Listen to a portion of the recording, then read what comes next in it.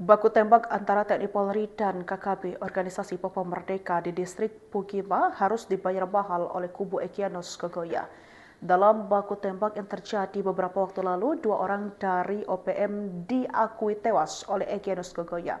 Tak sampai di situ, baku tembak tersebut menjadi awal mula petaka OPM yang tak sadar sedang dikuliti aparat keamanan TNI dan Polri. Berdasarkan informasi yang dihimpun dari Tribun Papua, baku tembak terjadi di distrik Pugima, Kabupaten Jayawijaya, Provinsi Papua Pegunungan.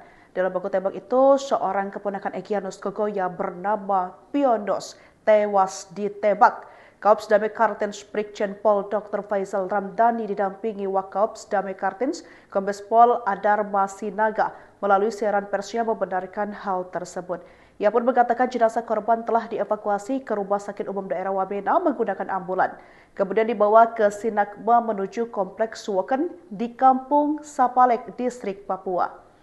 Dalam kontak tembak tersebut, KKB Egyanus Kogoya mengakui bahwa 2 anggotanya hilang. Salah satunya telah diidentifikasi sebagai Piados Kwicangke. Sementara satu lainnya hingga kini belum ditemukan. Di lokasi baku tembak, aparat menemukan handphone diduga milik Egyanus Kogoya. Dari sini terungkap jika Egyanus Kogoya alih-alih OPM memiliki ladang ganja.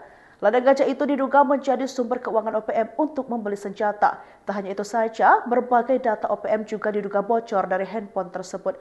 Egyanus Kogoya tak dapat menyembunyikan kepanikannya karena kehilangan handphonenya tersebut. Ia mengirim pesan suara ke berbagai grup WhatsApp yang memberitahu jika handphonenya telah jatuh ke tangan aparat. Sementara itu, Kasatgas Humas Operasi Damai Kartens, Kombes Pol Yusuf Sutejo menghimbau masyarakat Papua, khususnya di Jayawijaya, untuk tetap tenang serta mempercayakan penanganan keamanan sepenuhnya kepada aparat.